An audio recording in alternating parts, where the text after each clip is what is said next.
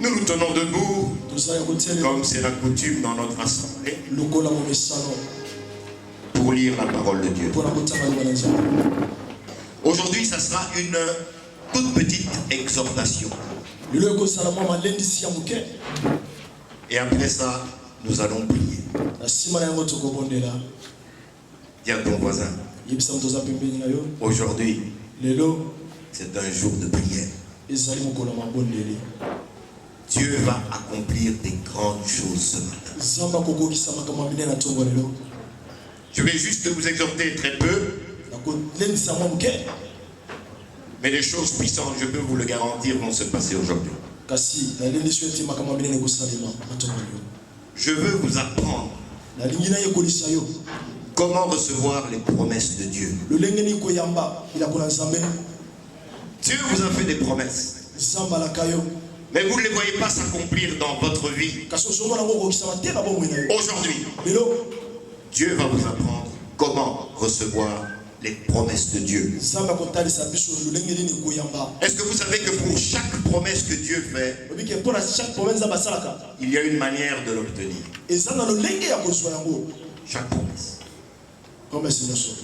a une différente manière d'être reçue. Je vous ai toujours enseigné qu'une promesse est une semence. Mais on ne sème pas une arachide comme on sème les bitécoutés. Oui, tout va dans la terre. Et on doit arroser. Mais on ne sème pas de la même manière.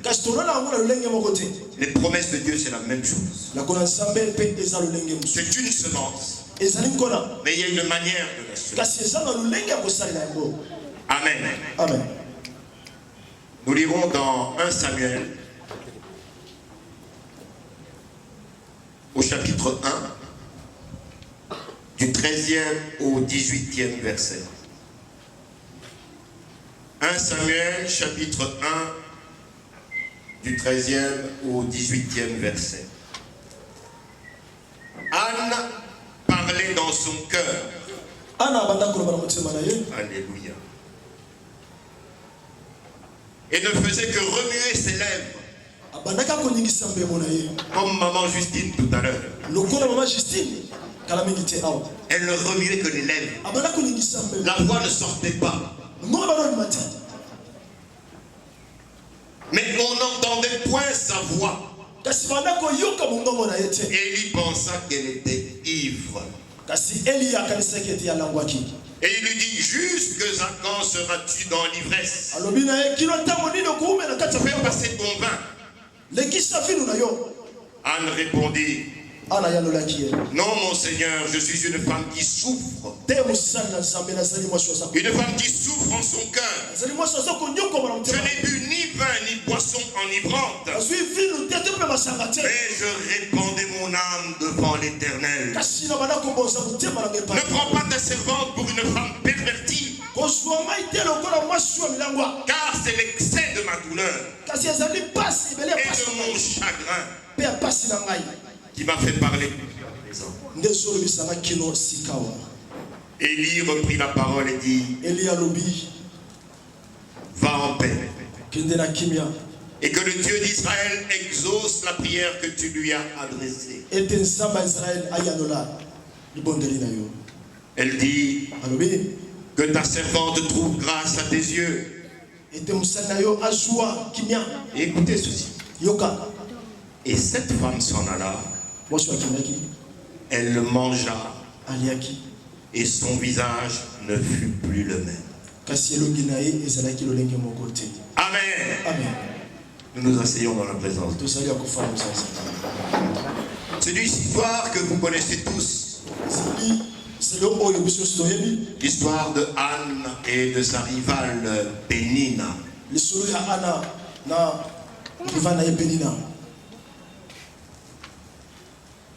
Anne était une femme très jolie, aimée de son mari, qui lui donnait toujours 2 fois plus que sa rivale. Mais Anne avait un problème, elle était stérile.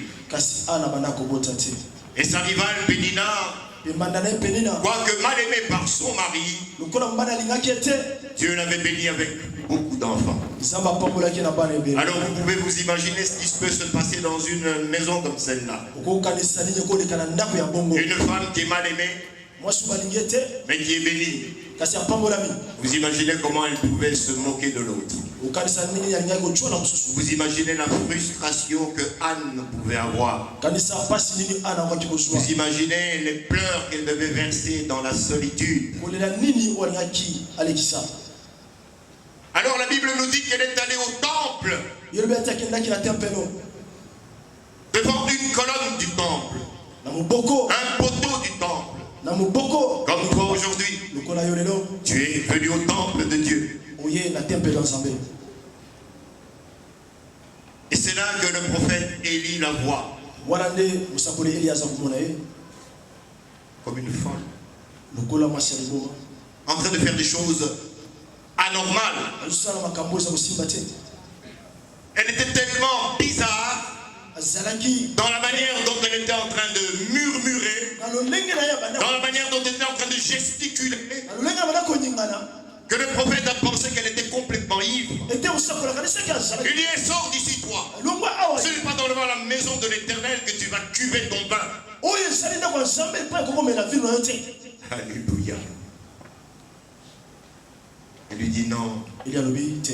Je ne suis pas une femme pervertie. Je ne suis pas une païenne. Je ne suis pas une fille de Belzébuth. Je crains mon Dieu. Mais c'est ma douleur que je suis en train de répandre devant lui. Alléluia. Je ne sais pas ce qu'elle était en train de dire lorsqu'elle priait. Je ne sais pas qu'est-ce qu'elle était en train de murmurer. Mais je pense qu'elle était en train de répéter en elle-même. Je dois me débarrasser de ceci. Je dois ôter ce qui m'empêche de trouver la bénédiction de Dieu. Elle devait se répéter cela, en train de se murmurer. C'est ce que je m'imagine.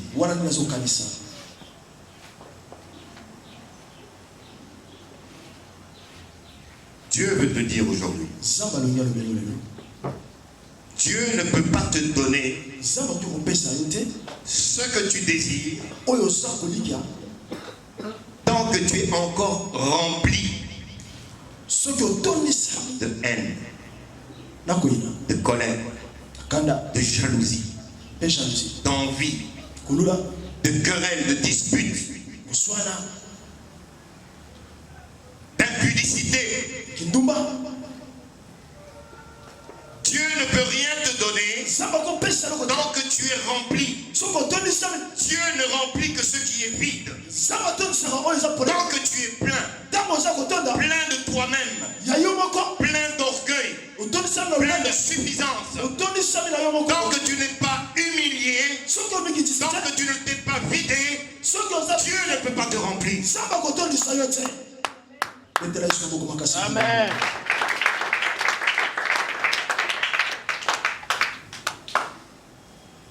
Dieu veut que tu sois vide. Toutes ces choses charnelles qui sont en toi, tout ce qui était encore du monde que tu prétends avoir laissé, tu dis que tu as abandonné tout ça. Tu dis que tu es un chrétien. Tu dis que tu es né de nouveau. Tu dis que tu viens à l'église. Tu dis que tu obéis à la parole de Dieu. Mais tu as encore les choses que tu faisais lorsque tu étais dans le monde. Tant que tu n'auras pas vidé ces choses, Dieu ne peut pas te remplir.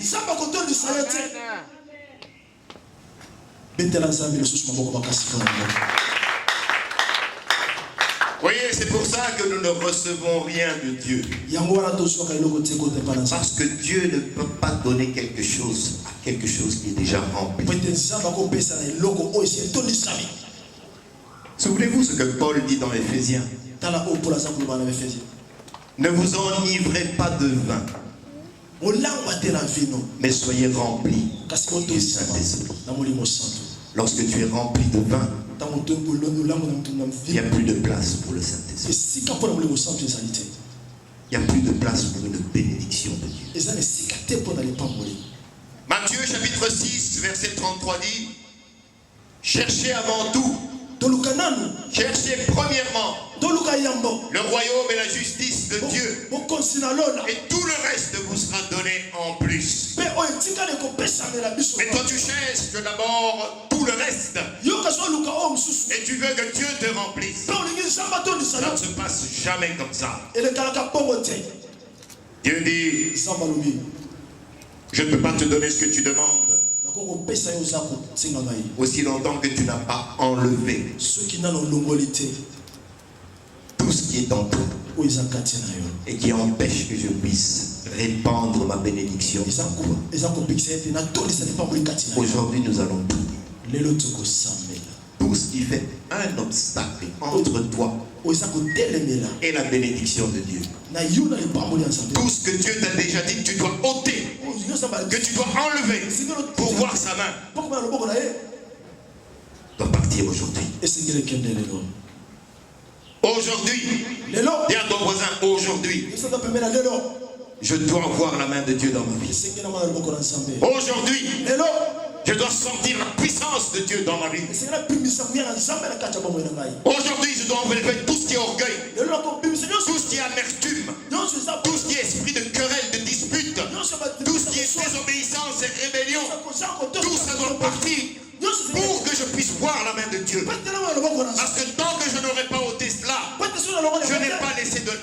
que Dieu puisse agir dans ma vie. Est-ce que vous entendez ce que je vous dis? Dieu veut parler à quelqu'un aujourd'hui. Je ne sais pas qui il veut parler. Je ne sais pas.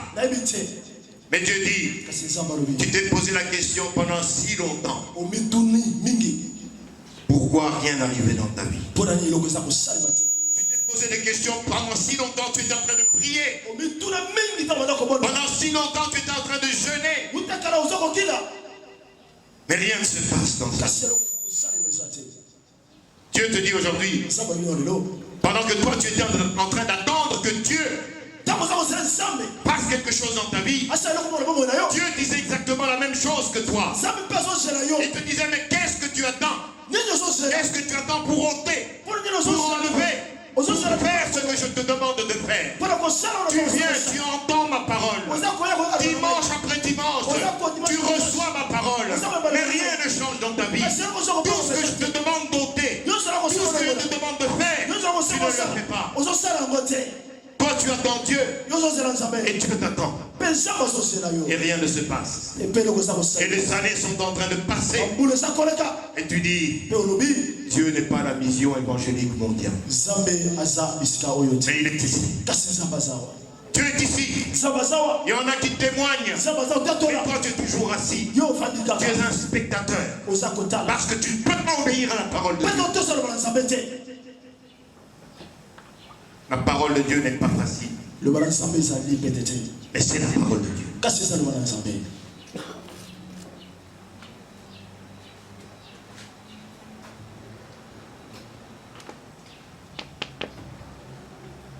Dans le verset 17,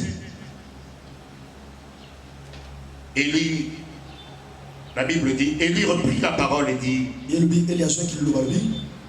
va en paix. Et que le Dieu d'Israël exauce la prière que tu lui as adressée. Regardez un peu cette femme qui était en train de pleurer comme une folle, qui était tellement désespérée. Regardez ce qu'elle fait lorsqu'elle reçoit la parole de Dieu. Ce n'est même pas Dieu qui lui a parlé. C'est seulement le prophète de Dieu. Il lui a dit, va en paix. Que Dieu entende ta parole, ta prière. La Bible dit qu'elle s'est levée. Elle a mangé. Elle est partie. Et son visage n'était plus le même. Bien aimé, la parole de Dieu que tu reçois est une semence qui doit transformer ta vie. Elle n'a pas eu besoin d'un test de grossesse.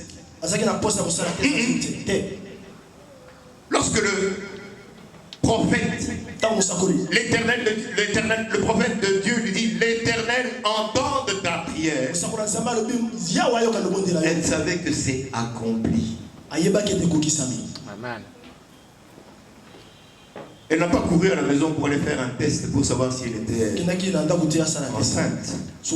Elle n'est pas allée voir un médecin.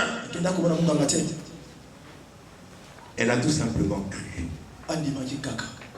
Et le résultat, c'est que son visage a changé. La Bible ne le dit pas. Mais moi, je crois que lorsqu'on dit que son visage a changé, elle a commencé à porter le masque de grossesse. Amen. Amen. Voilà comment la parole de Dieu agit. Une promesse est construite sur la parole de Dieu. Je vous ai toujours enseigné que la parole de Dieu est une semence. Dans une semence d'orange, il y a la promesse d'un champ d'orange. Lorsque tu plantes une semence d'orange, c'est Dieu qui te promet que tu vas avoir un arbre avec des orangers, avec beaucoup d'oranges. Et dans chaque orange, beaucoup de pépins. Et chaque pépin est un autre orange, un autre arbre. Donc dans une semence, c'est tout un champ. C'est la promesse que tu vas avoir un champ. C'est la même chose avec la parole de Dieu. La parole de Dieu est construite sur la promesse de Dieu. Tout dépend de ce que tu fais de cette promesse, de cette semence. Tu peux prendre une semence d'orange, tu la mets dans ta pomme, tu la caresses jour et nuit, elle ne produira jamais un orange. Amen. Amen. La parole de Dieu, la promesse de Dieu est basée sur ton intégrité. Elle est basée sur ton intégrité. Comment tu es? Si tu es rempli de toi-même, rempli de choses qui empêchent à ce que cette semence puisse croître, jamais elle ne produira ses fruits. Voilà les deux choses sur lesquelles les promesses de Dieu sont basées. 1. Sur sa parole. 2. Sur ton intégrité. Cette femme a reçu la parole de Dieu. Pour elle, c'était suffisant. Elle a dit, si Dieu a dit que j'aurai un enfant, pour moi ça me suffit. C'est comme si c'était déjà fait. Automatiquement, elle a porté le masque de la grossesse. Et elle a attendu 2 ans après. Non, la même année. Elle a eu Samuel. Amen. Amen. Et attendez, attirez votre attention sur une chose. Avant que nous commencions à prier, je veux que vous compreniez une chose. Entre une maman et son bébé, il y a un lien. Il y a un lien spécial entre la maman et l'enfant. Toute maman a un lien tout à fait spécial avec son enfant. D'ailleurs, vous savez, l'amour d'une maman est différent de l'amour d'un papa. Alléluia. Amen. Vous savez ça? Une maman aime son enfant différemment d'un papa. La maman l'aime d'un amour qui est un peu difficile à comprendre. Même s'il fait des bêtises, c'est comme s'il n'avait rien fait. Elle doit couvrir tout. Mais le papa, c'est pas ça. Le papa, son amour à lui de l'enfant, c'est de le mettre sur un droit chemin. Parce qu'il sait que lorsque je te mets sur un droit chemin, où tu iras, tu seras heureux. Peu importe si tu m'aimes maintenant, ça importe peu pour moi. Ce qui importe pour moi, c'est que tu sois obéissant, que tu sois soumis. Parce que je sais que c'est dans la soumission et dans l'obéissance que tu seras béni. Peu importe. Tu m'aimeras un jour lorsque tu comprendras pourquoi je t'ai chicoté. Parce que tu auras compris pourquoi je t'aurais battu de la verge. Une maman n'aime pas son fils de la même manière.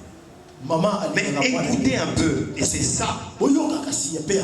Lorsque j'étais en train de préparer mon message, c'est là que Dieu a attiré mon attention. Il dit, mais regardez cette femme. Tu connais le lien qu'il y a entre une maman et son fils. Elle a pleuré pendant des années, des années. Elle a été ridiculisée pendant des années, des années. Elle a prié. Elle a reçu le fruit de sa promesse. Et regarde qu'est-ce qu'elle fait. Lorsqu'elle a eu l'enfant, son mari lui dit, viens, on part à l'église. Elle dit non, non, non, je ne pars pas.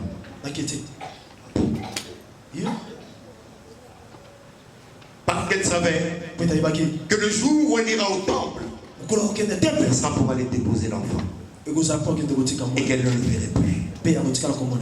Donc elle dit non, je n'ai pas encore sevré l'enfant. L'enfant n'a pas encore laissé mon sein. Je suis encore en train de le téter. Je ne suis pas encore prêt. Le mari n'a pas posé la question. Il a dit, ah bon, ok, d'accord, tu pars. Il est parti. C'est seulement lorsque l'enfant a été sevré. C'est alors qu'elle se lève. Elle part. Ce pourquoi elle avait prié pendant tant d'années. Cette promesse qu'elle attendait depuis si longtemps. Cette promesse pour laquelle elle avait passé des nuits blanches. Elle avait tant souffert. Elle est capable maintenant d'aller le donner à Dieu. Alléluia. J'imagine Anne qui arrive au temple. Elle dépose le petit Samuel qui commençait à peine à marcher. Elle dit, Samuel, maman t'aime, mais je suis obligé de te laisser ici. Tu ne rentreras pas avec ta maison. J'imagine le petit Samuel en train de pleurer. Elle dit, non Samuel, maman t'aime. Ce n'est pas qu'elle ne t'aime pas, c'est pas pour ça qu'elle t'abandonne. Mais j'ai fait une promesse à mon Dieu. J'ai fait un contrat avec mon Dieu. Je lui ai dit, si tu me donnes Samuel, je te le donnerai. Je dois honorer la promesse que j'ai faite à mon Dieu. Combien de fois nous faisons des promesses à Dieu et nous ne tenons jamais notre part de la promesse. Oh Seigneur, si tu me bénis cette fois, je te promets que je t'apporterai la dîme. Combien de fois tu as fait cette promesse et tu n'as jamais respecté ta promesse? Et tu t'étonnes aujourd'hui que Dieu n'entende plus tes prières. Dieu te dit aujourd'hui, il te rappelle, c'est un vœu que tu as fait. Tu dois l'accomplir. La parole de Dieu est difficile, mais c'est la parole de Dieu. Elle avait fait un vœu. Elle avait fait un contrat. Et voilà, après avoir déposé son enfant au temple, elle rentre telle qu'elle était au début. avec Pénina qui la regarde, qui est en train de se moquer d'elle, en train de la narguer. Et tout était redevenu comme avant que je ne clôture mon message. J'avais demandé à Dieu, mais Seigneur, pourquoi est-ce que tu as fait ça? Pourquoi est-ce qu'elle est retournée dans la position où elle était au commencement? Pourquoi ce dont elle avait prié, pleuré pendant des années, alors qu'elle avait seulement commencé à sentir la joie d'être une mère, pourquoi tu es venu lui récupérer ça? Vous savez ce que Dieu m'a dit? Alléluia. Et c'est ce que Dieu dit à chacun d'entre vous. La promesse que je lui ai faite, ce n'était pas Samuel. Vous avez entendu? La promesse que je lui ai faite, ce n'était pas Samuel. C'est les 5 autres enfants qu'il a eu après Samuel. C'est ça la promesse que je lui ai faite. Je lui ai dit, j'ouvrirai ton sein et tu pourras avoir autant d'enfants que tu voudras. Samuel était seulement le test. C'était seulement le test. Je lui ai donné pour tester son cœur. Si elle avait gardé Samuel, elle n'aurait pas eu autre d'enfants. Elle se serait limitée à cela. Mais puisqu'elle a cherché d'abord le royaume et la justice de Dieu, j'ai ouvert tout. Et elle a reçu toutes les bénédictions. Bien aimé, beaucoup d'entre nous, nous nous arrêtons au test. Dieu nous teste avec un peu d'argent. Nous le bloquons. Nous disons c'est pour moi. Et nous ne retournons pas à Dieu. Dieu te dit tu me voles. Tu dis quand est-ce que je t'ai volé? Dans les dîmes et les offrandes. Dieu t'a seulement testé. Au lieu de recevoir des millions, tu es encore en train de nager dans les $100. Quand tu as $1000, tu espères que tu dis que tu es grand. Mais Dieu a déjà mis une bénédiction d'1 million de dollars sur ta tête. Tu ne l'auras jamais parce que tu n'as pas donné les premiers fruits. Samuel était le premier fruit. Le premier fruit appartient à Dieu. Et pour toi, c'est juste un test. Dieu te teste pour voir la nature de ton cœur. Amen. Amen. Dieu vous a parlé. Maintenant, c'est le moment de prier. C'est le moment de Dieu. Si tu dois te repentir, mets-toi genoux. Si tu dois pleurer, pleure comme Anne. Si tu as des comptes à régler avec Dieu, c'est le moment de les régler.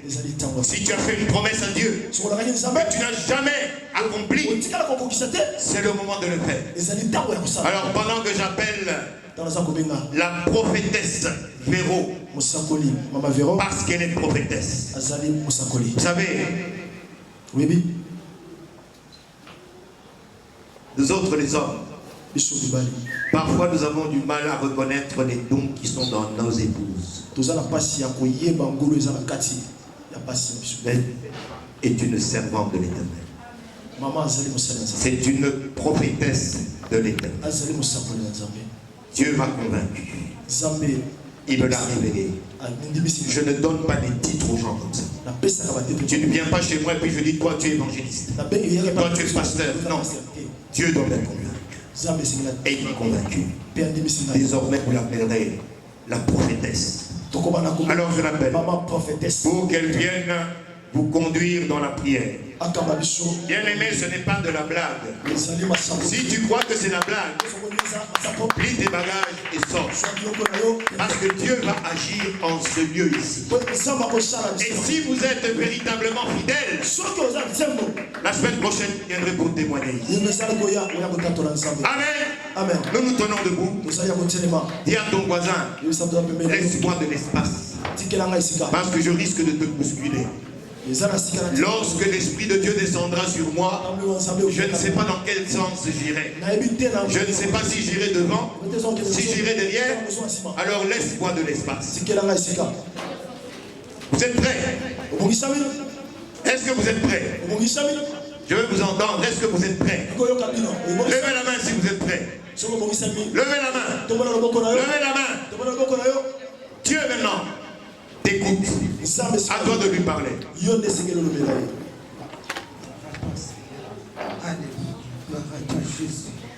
Oui, c'est un jour spécial. C'est le dernier jour de la traversée de ce que Dieu est en train de libérer à nous. Aujourd'hui, nous sommes le 27 et demain, c'est le dernier jour. Et ce mois, c'était un mois de libération de tout ce qui était comme fruit un peu, afin de nous permettre de produire nos fruits. Mes chers amis, commence à réaliser. Regarde, chaque jour, on a monté au temple. Il rentrait toujours avec cette douleur-là. Mais ce jour-là, c'était un jour spécial où il devrait faire sortir ce qui constituait comme obstacle à contempler la gloire de l'Éternel. Et c'est ce jour que nous sommes aujourd'hui, que Dieu veut que tu fasses sortir. Maman Justine parlait de Jézabel. Tu as aussi ton Pénina. C'est lui qui t'empêche d'entrer dans la présence. C'est lui, quand tu penses à lui, aujourd'hui tu dois faire sortir Pénina de ton cœur. Alléluia. Pénina doit tomber. Tu n'as besoin de parler à personne. Que mon cœur commence à réaliser. Je suis devant le Tout-Puissant. Je suis devant le Seigneur de gloire. Mais je dois faire sortir Pénina. Je dois faire sortir cette peine qui me ronge.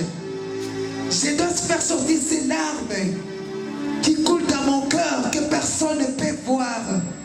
Je dois faire sortir. Commence à parler à ton Dieu. Commence à parler à ton Dieu. Aujourd'hui, la promesse doit s'accomplir. Je dois enlever cet abcès, doit sortir. Enlève tous les noms que tu peux voir, tout ce qui te passe dans la tête, tout ce qui ronge ton âme, tout qui ronge ton cœur, qui t'empêche le sommeil. Quand tu le vois, tu n'arrives pas. Pénina avait une mission d'amener Anna de rejeter l'Éternel. C'était la mission de Pénina, de l'empêcher de s'approcher, de recevoir sa bénédiction. Son cœur était rempli de l'amertume, parce que Pénina veillait à ce que chaque fois qu'il monte au temple, qu'il ne contemple pas la gloire. Mais aujourd'hui, Pénina, laisse-moi. Pénina Tikangaï. Aujourd'hui, Pénina, il faut la sansaye. Pénina, il faut la bimisa. Et pas la nzambe na yo. Et le konini est accroché au thème na yo. Jésus, Jésus, Jésus, Jésus.